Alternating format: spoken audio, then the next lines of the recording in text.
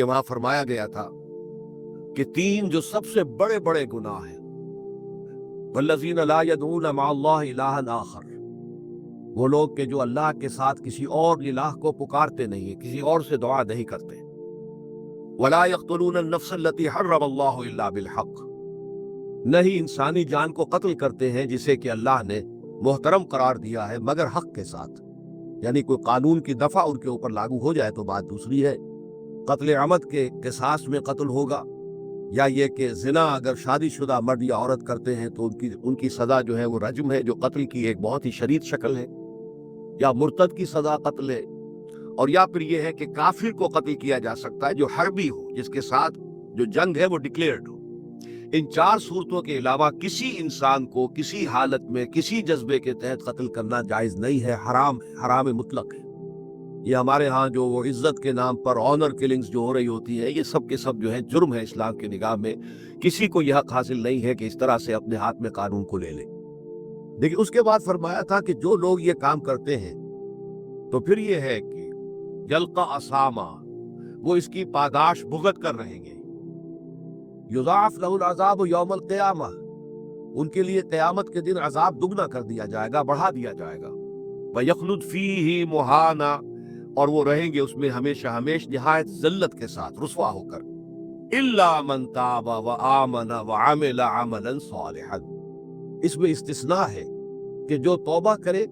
اور تجدید ایمان کرے یا ایمان لائے۔ اگر پہلے کافر تھا تو ایمان لائے گا، اور اگر پہلے مسلمان تھا لیکن یہ کہ یہ گناہ سرزد اس سے ہوا تو گویا کہ ایک طرح کے کفر میں وہ داخل ہو گیا تھا، ایمان حقیقی سے محروم ہو گیا تھا، تو گویا کہ تجدید ایمان کرے۔ الا من تاب وآمن وعمل عملا صالحا، اور پھر اس کا عمل تبدیل ہو جائے، عمل درست ہو جائے، غلط کام کو فی الواقع چھوڑ دے۔ فاولئک یبدل اللہ سیئاتہم حسنات، تو یہ وہ لوگ ہیں کہ اللہ تعالیٰ ان کی برائیوں کو بھلائیوں سے بدل دے گا۔ یہ بات جو ہے بہت بلند ہے، اس میں اللہ تعالیٰ کی طرف سے وعدہ جو ہو رہا ہے کہ فاولئک یبدل اللہ سیئاتہم حسنات وکان اللہ غفورا رحیما ومن تاب وعمل صالحا، پھر دوبارہ تکرار کے ساتھ یہ بات آ چکی ہے، جو توبہ کرے اور پھر عمل اچھا کرے، فإنہ یتوب الی اللہ متابا، تو وہ ہے جو حقیقت میں توبہ کرتا ہے اللہ کی جناب میں جیسے کہ توبہ کرنی چاہیے، عمل میں کوئی تبدیلی نہ ہو، اور توبہ کی تسبیح ہوتی رہے، استغفر اللہ ربی من کل ذنب واتوب الیہ، آپ نے 10 تسبیحیں کر دی، 1000 مرتبہ کہہ لیا، یہ سب زیرو ہے اللہ کی نگاہ میں۔ ذکر کا ثواب مل جائے گا کہ اتنا وقت آپ نے اللہ کا نام لیا ہے، اللہ کا ذکر کیا ہے، اس کا ثواب تو ملے گا، لیکن یہ توبہ نہیں ہے، اس سے کسی گناہ کی معافی کا کوئی سوال نہیں ہوتا، اس سے برائیوں کے بھلائیوں میں بدلنے کا کوئی امکان نہیں، اس سے اس کی سزا سے بچنے کی کوئی سبیل نہیں۔ اب سورہ تحریم میں خاص طور پر ایک خاص جو پس منظر ہے اس کے اعتبار سے یہ آیت آ رہی ہے، یا ایھا الذین آمنوا توبوا الی اللہ توبۃ نصوحا، اے وہ لوگوں جو ایمان لائے ہو، اے ایمان کے مدعیوں، دعوے داروں، توبہ کرو اللہ کی جناب میں، لیکن وہ توبہ خالص ہونی چاہیے، توبۃ نصوحا۔ اس سورہ مبارکہ کے پس منظر کو نوٹ کیجئے تو اس میں ایک خطائے اجتہادی کہہ لیجئے حضور سے ہو گئی تھی صلی اللہ علیہ وسلم، اگرچہ وہ خطا جانب خیر میں تھی، اچھے کام کے لیے تھی، برے کام کے لیے نہیں تھی، کہ آپ نے اپنی ازواج مطہرات کی دل جوئی کے لیے ایک شے جو اللہ کی طرف سے آپ کے لیے حلال تھی اس کو استعمال نہ کرنے کی قسم کھا لی، تو اس پر حضور کو روکا گیا، یا ایھا النبی لم تحرم ما احل اللہ لک تبتغی مرضات ازواجک، اے نبی کیوں آپ اپنے اوپر حرام ٹھہراتے ہیں وہ شے جو اللہ نے آپ کے لیے حلال قرار دی ہے؟ کیا آپ اپنی بیویوں کی رضا جوئی کے لیے ایسا کر رہے ہیں؟ واللہ غفور الرحیم، اللہ غفور ہے، رحیم ہے، اللہ نے آپ کی اس خطا سے درگزر کیا ہے، لیکن قد فرض اللہ لکم تحلۃ ایمانکم، اللہ تعالیٰ نے راستہ تمہارے لیے کھول دیا ہوا ہے کہ ایسی قسموں کو کھولا جا سکتا ہے، جس کے لیے کہ سورہ مائدہ کے اندر کفارہ دے دیا گیا، تو گویا کہ حضور کو یہاں حکم دیا جا رہا ہے کہ آپ اپنی اس قسم کا کفارہ دیجئے، قسم کا، اور یہ جو قسم ہے اس کو کھول دیجئے۔ نمبر 2 پہ پھر 2 ازواج مطہرات کا معاملہ آیا کہ حضور نے ایک راز کی بات کہی ایک زوجہ محترمہ سے، لیکن انہوں نے وہ راز جو ہے وہ دوسری زوجہ محترمہ کو پہنچا دیا جن میں زیادہ آپس میں قریبی تعلق تھا، تو گویا کہ یہ بھی ایک طرح سے خیانت ہو گئی، اس لیے کہ راز جو ہے وہ تو ایک امانت ہوتا ہے، اور خاص طور پر عائلی زندگی میں میاں بیوی کے درمیان کے جو معاملات ہوتے ہیں وہ تو بہت ہی رازداری پر مبنی ہوتے ہیں، اس لیے ان میں سے کوئی چیز جو ہے جس کو خاص طور پر کہا گیا ہو کہ یہ ایک راز کی بات ہے جو تم سے کہہ رہا ہوں، کسی اور سے کہنا نہیں ہے، تو اس میں جو غلطی ہوئی ہے وہ بھی ایک بڑی غلطی تھی حضرت عائشہ صدیقہ رضی اللہ تعالی عنہا ان کی۔ تو ان دونوں کے پس منظر میں پھر تیسری بات آئی کہ اہل ایمان اگر تم غافل ہو اپنے اہل و عیال کی طرف سے اس اعتبار سے کہ ان کا کردار کیسا بن رہا ہے، وہ اللہ کے بندے ہیں یا کوئی غلطیاں کر رہے ہیں، خطا کر رہے ہیں، تو دیکھو یہ تم ان کے ساتھ جو ہے وہ محبت نہیں کر رہے، عداوت کر رہے ہو، اس لیے کہ تمہاری اس نرمی، تمہاری اس شفقت اور ان محبت کے اندر اس درجے بڑھ جانا کہ اس میں اللہ تعالیٰ کے جو حرام کردہ امور ہیں ان میں بھی تم ملوث ہو جاؤ، تو یہ گویا کہ در حقیقت تم اپنے آپ سے بھی دشمنی کر رہے ہو اور ان سے بھی دشمنی کر رہے ہو۔ اپنے آپ سے دشمنی کر رہے ہو کہ تمہاری عاقبت خراب ہوگی، ان سے دشمنی کر رہے ہو کہ ان کی اگر تربیت غلط ہو جائے گی تو گویا کہ وہ جہنم کا نوالا بنے گے۔ اب اس تین چیزوں کے پس منظر میں فرمایا جا رہا ہے، یا ایھا الذین آمنوا توبوا الی اللہ توبۃ نصوحا، اے ایمان والو، اے ایمان کے دعوے دارو، اللہ کے جناب میں توبہ کرو، لیکن توبہ خالص نصوحا۔ پہلی بات تو یہ جانیے، میں نے بھی یقیناً پہلے بھی عرض کیا ہوگا لیکن دہرانے میں کوئی حرج نہیں ہے، عربی زبان میں یہ دو الفاظ بہت قریب ہیں، آبا یعوب اوبن اور تابا یتوب توبن یا توبتن۔ آبا یعوب اوبن بھی ہوتا ہے واپس لوٹنا، لیکن یہ ہے کسی یعنی مادی چیز کی طرف سے واپس لوٹنا۔ ایک ہے تابا یتوب توبن یا توبتن، وہ کسی فعل سے، معنوی چیز سے پلٹ آنا، لوٹ آنا۔ چنانچہ ایک بڑی پیاری جو دعا حضور صلی اللہ علیہ وسلم مانگا کرتے تھے، آپ کی مسنون دعاؤں میں سے ہے، جب آپ سفر پر گئے واپس گھر آئے تو گھر میں داخل ہوتے ہوئے آئبونا تائبونا لربنا حامدون، ہم پلٹ کر آ گئے ہیں سفر سے، وطن سے میں پہنچ گئے ہیں، گھر میں داخل ہو رہے ہیں اور ہم اس حال میں بھی اپنے رب کی جناب میں توبہ بھی کر رہے ہیں، رجوع کر رہے ہیں اللہ کی جناب میں، اور اپنے رب کی حمد کرتے ہوئے داخل ہو رہے ہیں۔ آئبونا تائبونا لربنا حامدون۔ اسی طرح آپ بازار جائیں، اس کے بعد اپنے گھر میں داخل ہو تو یہ دعا پڑھیں، تو یہ گویا کہ یہ بہت ہی ایک یوں سمجھیے مبارک، بہت سی اس کے اندر برکات ہوں گی۔ تو اس میں بھی لفظ آبا یعوب اوبن، تابا یتوب توبن، یہ دونوں کے بہت قریب آ گئے، آئبونا تائبونا لربنا حامدون، توبو الی اللہ۔ اب الہ کو نوٹ کیجئے، یہ توبہ کا لفظ بھی بہت سے ایسے الفاظ میں سے عربی زبان کے، جیسا کہ اس سے پہلے ہم دیکھ چکے ہیں کہ ایک لفظ ہے رغبہ، رغبہ رغبت جسے اردو میں ہم بولتے ہیں،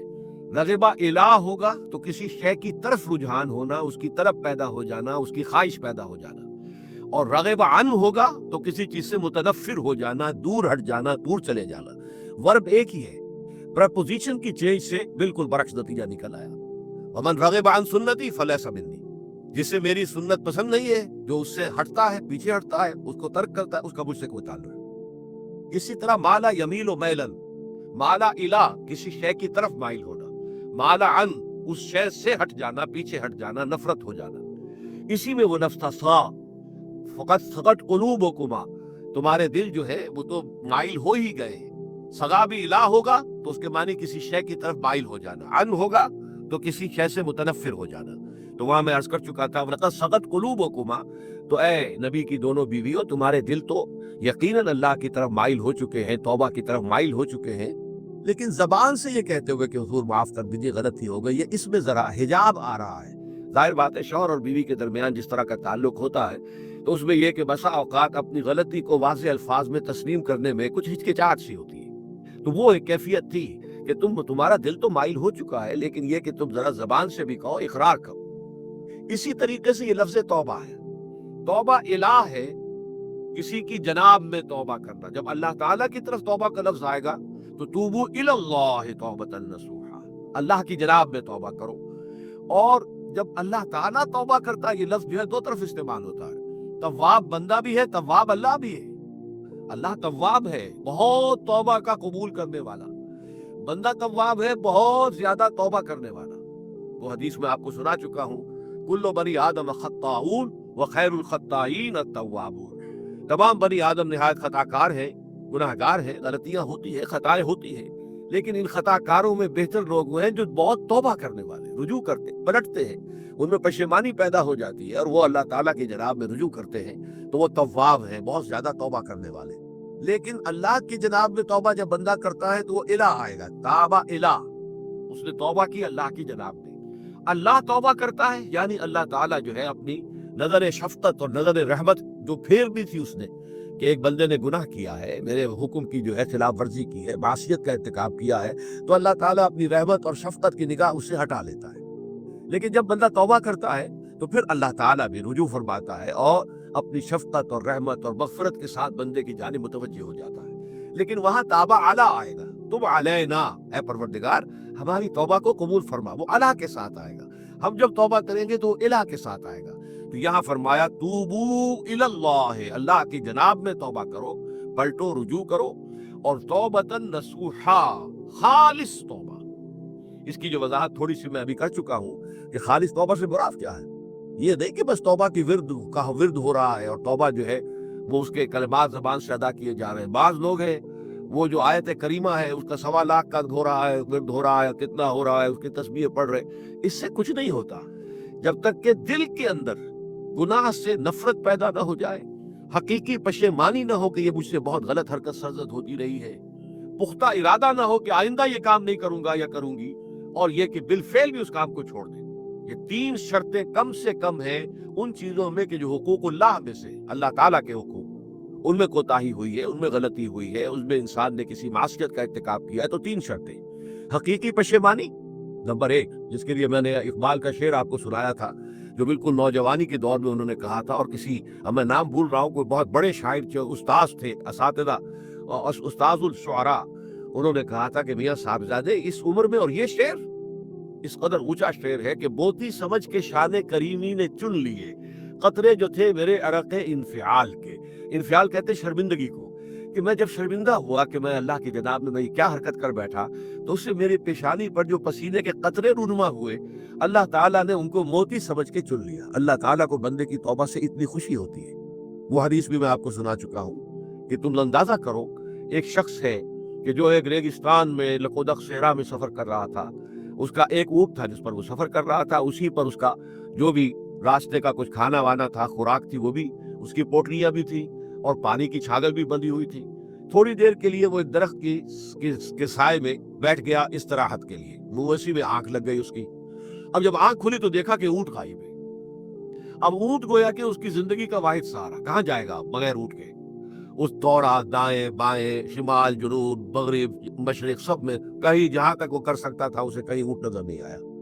تو پھر وہ اسی درخت کی سائے میں آ کر بیٹھ جاتا ہے موت کے انتظار میں کہ اب تو موت ہی آئے گی، نہ کھانے کو کچھ، نہ پینے کو پانی، نہ سواری کہ میں کہیں یہاں سے نکل سکوں۔ اچانک دیکھتا ہے کہ وہ اونٹ تو کھڑا ہوا ہے اور وہ سامان بھی موجود ہے۔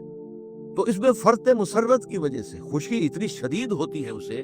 کہ وہ کہنا تو یہ چاہتا ہے اللہ میں تیرا بندہ ہوں تو میرا رب ہے، لیکن وہ کہہ یہ بیٹھتا ہے اللہ میں تیرا رب ہوں تو میرا بندہ ہے۔ یعنی اتنا وہ اپنے اس میں حواس کھو بیٹھتا ہے خوشی کی وجہ سے۔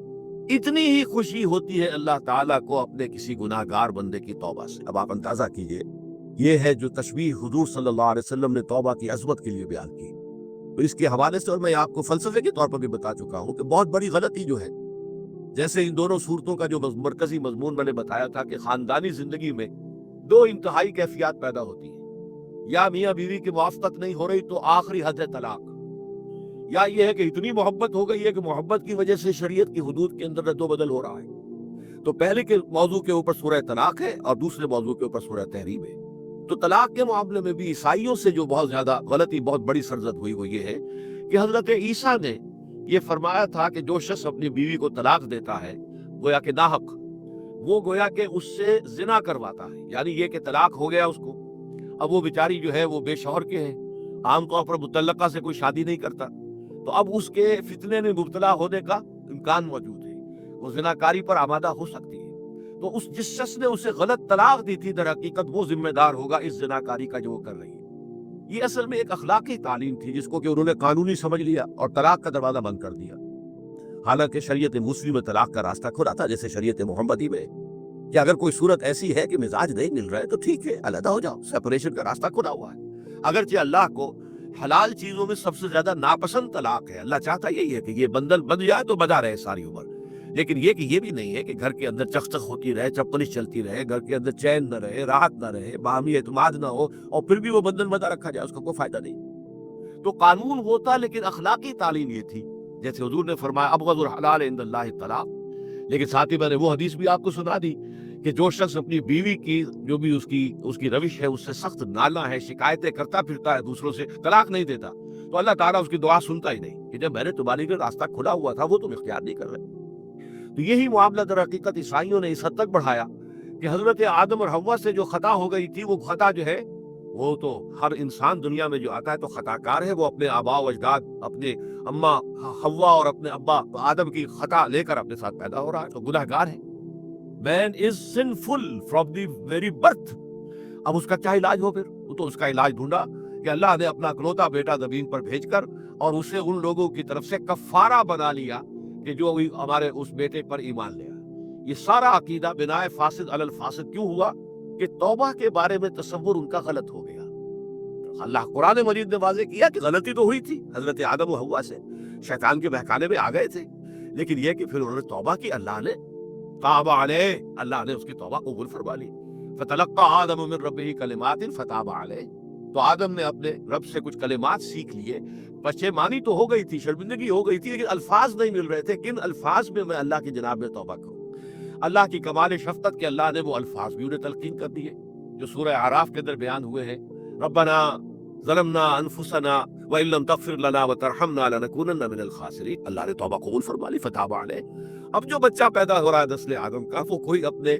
جد امجد جو ہے حضرت آدم اور حضرت حوا کے گناہ کی پورٹ لے کر نہیں آتا ہے، وہ تو کل مولود یولد علی الفطرہ، فطرت الاسلام پہ پیدا ہوتا ہے۔ تو توبہ کی در حقیقت جو عظمت اور حقیقت ہے ہمارے دین میں، اس کو نہ سمجھنے سے بھی بہت بڑی غلطیاں لوگوں سے ہو جاتی ہے۔ تاریخ انسانی میں اتنی بڑی بڑی غلطیاں ہوئی ہیں۔ طلاق کے معاملے میں بھی عیسائیوں نے پھر یہ کیا کہ سوائے اس کے کوئی شکل نہیں ہے کہ بیوی زنا کار ہو تو پھر تو طلاق ہو جائے گی، سیپریشن ہو جائے گی، لہذا جو طلاق دینا چاہتے تھے وہ ایسے مواقع پیدا کرتے تھے کہ بیوی زنا کرے، یا یہ کہ جھوٹی گواہیاں فراہم کرتے تھے زنا کاری کی اور پھر اس سے چھٹکارا حاصل کرتے تھے۔ اس کے بغیر چھٹکارا حاصل کرنے کی کوئی شکل نہیں تھی۔ اس کو بڑے بڑے افسانے جو ہے وہ مغربی لٹریچر کے اندر آپ کو ملیں گے کہ عورت سے نجات پانے کے لیے انہیں پھر یہ کرنا پڑتا تھا کہ جھوٹے طور پر جھوٹا الزام تہمت لگا کر اس کے اوپر زنا کا الزام ثابت کرے، یا یہ ہے کہ اسے واقعتاً خود ایسے حالات میں ڈال دے کہ وہ زانیہ بن جائے اور پھر اس سے نجات حاصل۔ یہ گویا کہ پھر وہی بنائے فاسد علی الفاسد، ایک غلط بات کے اوپر دوسری غلط بات کہی۔ تو توبوا الی اللہ توبۃ نصوحا، توبہ کرو اللہ کی جناب نے جو کہ خالص توبہ۔ خالص توبہ میں 3 شرائط میں نے بیان کر دی کہ اگر اللہ کے حقوق میں معاملے میں کبھی بیشی ہوئی ہے تو پھر یہ ہے کہ پشیمانی حقیقی، عزم مصمم دوبارہ نہیں کروں گا، نہ کروں گی، اور نمبر 3 یہ کہ ایک مرتبہ اس گناہ کو لازماً چھوڑ دینا۔ اس کے بعد جو ہے اگر یہ حقوق العباد میں سے ہے تو ایک چوتھی اضافی شرط ہے، یا تو اس کی تلافی کرو، اس کا پیسہ مارا تھا تو پیسہ دو، بہن کا حق جو ہے وراثت میں کھایا تھا تو اس کو ادا کرو، یا اس سے معافی حاصل کرو،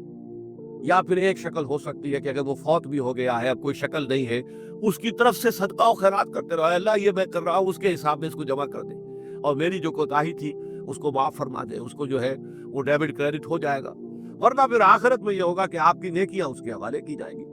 یا آپ کے پاس نیکیوں کا ذخیرہ بھی کافی نہ ہوا تو اس کے گناہ آپ کے پلڑے میں ڈال دیے جائیں گے۔ اور اسی کو حضور نے فرمایا کہ میری امت کا اصل مفلس وہ ہے۔ آپ نے پوچھا اتدرون من المفلس، آپ لوگ جانتے ہیں کہ مفلس کون ہوتا ہے؟ تو صحابہ نے وہی جواب دیا جو ہم میں سے ارشد جواب دے گا، المفلس عندنا من لا درہم لہ ولا دینار، ہمارے نزدیک ہم مفلس اس کو کہتے ہیں جس کے پاس درہم و دینار نہیں ہے، روپیہ پیسہ نہیں ہے۔ حضور نے فرمایا نہیں، میری امت کا مفلس وہ ہوگا جو قیامت کے دن حاضر ہوگا، بہت سی نمازوں کی وہ پنڈ لے کر آئے گا، وہ گٹھڑی لے کر آئے گا، گٹھڑا لے کر آئے گا، اور روزوں کا اور اس کا اور حجوں کا اور عمروں کا، لیکن وقد شتم ھذا واکل مال ھذا، اس نے مال کھایا تھا فلاں کا حرام طریقے سے، فلاں کو گالی دیتی تھی، فلاں پر تہمت لگائی تھی، حقوق العباد کے اندر جو ہے اس کی عزت پر حملہ کیا تھا، وہ سارے مدعی جمع ہو جائیں گے۔ اللہ تعالیٰ کسی سے کہے گا بھائی تم اس کی نمازیں لے جاؤ، کسی سے کہے گا اس کے روزے لے جاؤ، اچھا تم لو حج لے جاؤ، اس کے عمرے لے جاؤ، اور اس کے بعد بھی مدعی باقی ہوں گے، تو اب مدعیوں کے گناہ اس کے پلڑے میں ڈالے جائیں گے، اور پھر وہ دوسروں کے گناہوں کے بوجھ تلے دب کر جہنم میں جھونک دیا جائے گا۔ تو یہ حقوق العباد کے اندر معاملہ اس سے بھی کئی زیادہ سخت ہے کہ جو حقوق اللہ کا ہے۔ اللہ تو بڑا غفور ہے، رحیم ہے، اس کے اندر وہ رعایت بھی کرے گا، لیکن حقوق العباد کا معاملہ اللہ کہہ دے گا یہ میرا معاملہ ہے ہی نہیں، یہ تمہارا آپس کا معاملہ ہے، تمہیں اس میں تو جو بھی ہے لین دین کر کے ہی معاملہ چکانا ہوگا، دے دے کر معاملہ ہوگا، اس کے بغیر نہیں۔ تو توبوا الی اللہ توبۃ نصوحا عسى ربکم ان یکفر عنکم سیئاتکم، ऐन मुमकिन है, असा असल में उम्मीद दिलाने के लिए होता है, शायद कि ऐसा हो जाए। लेकिन जब अल्लाह की तरफ से ये लफ्ज आता है तो ये यकीनी माने, यकीनी वादे, अल्लाह का वादा है। अगर तुम ये तौबा नसूह करोगे तो अल्लाह का वादा है तुमसे कि वो तुमसे तुम्हारी बुराइयों को दूर कर देगा। ये तकफीर के लफ्ज को भी समझ लीजिए। कुफ्र का असल मानी है छुपा देना, दबा देना। इसीलिए गुनाह का कफारा होता है। आपसे गुनाह हो गया, आपने कफारा दे दिया तो गुनाह छुप गया, दब गया, उसके असरात जाहिल हो गए, वो आपके नाम अमाल से उसको खत्म कर दिया जाएगा। ये है कुफारा, कफारा। कुफार जमा है काफिर की। काफिर जो है वो हक को छुपाता है, अल्लाह की दावत जो दी जा रही है उसको दबाता है, तो इस मानी में वो काफिर है, इनकार करता है। लेकिन ये कि एक कुफरान नेमत है, किसी ने आप पर एहसान किया है और आप उसका एहसान नहीं मान रहे, आपके लिए दिल में उसके लिए कोई एहसान बंदी के जज्बात पैदा नहीं हुए, तशक्कुर का जज्बा पैदा नहीं, ये कुफरान नेमत है। तो तकफीर इसको भी कहते, तकफीर इसे भी कहते हैं मुसलमान उम्मत में से किसी को निकाल देना, इसलिए कि वो बुनियादी अकाइद में अलहदा हो गया है, तो ये पर्जिंग है, ये भी तकफीर है। तो तकफीर अमाल क्या है कि बुरे अमाल को धो देगा तुम्हारे नाम अमाल से, और नंबर 2 तुम्हारे दामने किरदार से भी धो देगा। जो गलतियां तुम्हारे ऊपर चली आ रही थी, इतने अरसे तक तुम करते रहे हो, तुम्हारा किरदार जो है उससे मुकद्दर हो गया है, उसके अंदर जो है खराबी पैदा हो गई है, तो अल्लाह उसको भी धो देगा। तो दुनिया में भी तकफीर का असर होगा कि इंसान की इस्लाह हो जाएगी, उसकी सीरत व किरदार जो है सही रुख पर आ जाएंगे। और आखिरत में ये है कि उसका जो आबाल नामे में जो गुनाह दर्ज था वो वहां से साफ कर दिया जाएगा, महव कर दिया जाएगा। ये तकफीर 2 गुना है। और इसमें जो हम सूरह अल फुरकान में पढ़कर आए हैं वो इससे भी अगली बात है। उलाइका युबद्दिलुल्लाहु सय्यिआतिहिम हसनात, जहां गुनाह का इंदराज था वहां अब नेकी का इंदराज हो जाएगा।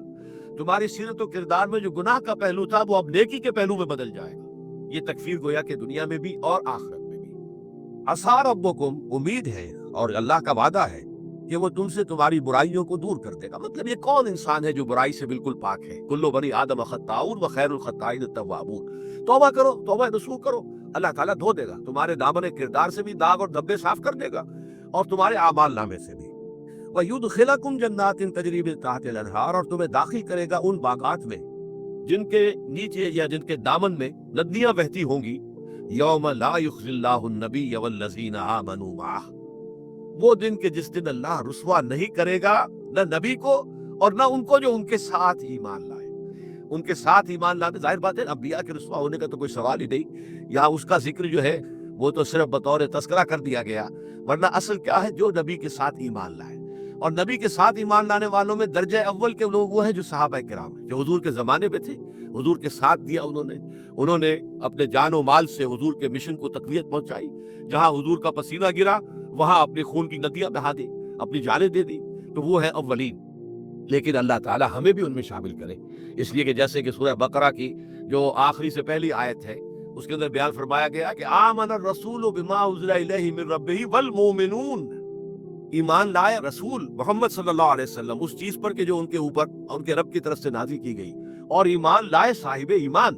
वो साहिब ईमान सब के सब शामिल हो जाएंगे। तो क़यामत के दिन अल्लाह ताला रुसवा नहीं करेगा। यौम ला युखज़िल्लाहु नबिय्य वल्लज़ीना आमनू माह, जिस दिन के अल्लाह ताला रुसवा नहीं करेगा न अपने नबी को सल्लल्लाहु अलैहि वसल्लम और न ही उनको कि जो उनके साथ ईमान लाए। और ये आखिरत की रुसवाई जो है बहुत बड़ी रुसवाई है।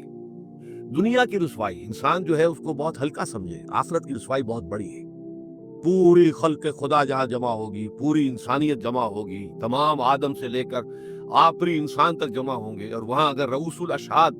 हमारा पर्दा चाक किया जाए, हमारे गुनाहों को जो है ऐलान किया जाए, तो कितनी बड़ी रुसवाई होगी। इसीलिए ये दुआ मांगते रहना चाहिए, अल्लाहुम्मा रब्बना अजिरना मिन खिज़्यि दुनिया वल आखिरा, ऐ अल्लाह हमें बचा ले, दुनिया और आखिरत दोनों की रुसवाई से बचा ले। दुनिया की रुसवाई ये है कि आपके किसी गलत काम का चर्चा हो जाए, दुनिया के अंदर फैल जाए, आपकी जो है इज्जत जो है वो दागदार हो जाए, इससे भी अल्लाह बचा ले, पर्दा डाल दे। जैसे कि हुजूर ने लफ्ज इस्तेमाल किया, इल्ला यतगम्मदनी रब्बी बिरहमतिही, इल्ला ये कि मेरा परवरदिगार मुझे अपनी रहमत की चादर तले ढांप ले। अल्लाह ताला दुनिया में भी हमें ढांपे रखे और आखिरत में भी ढांप ले। तो ये खिज़्य दुनिया वल आखिरा, ऐ अल्लाह हमें दुनिया की भी रुसवाई से बचाए रख और आखिरत की रुसवाई से भी बचा लीजो। बारकल्लाहु ली व लकुम फिल कुरानिल अज़ीम व नफ़अनी व इय्याकुम बिल आयाति व ज़िक्रिल हकीम।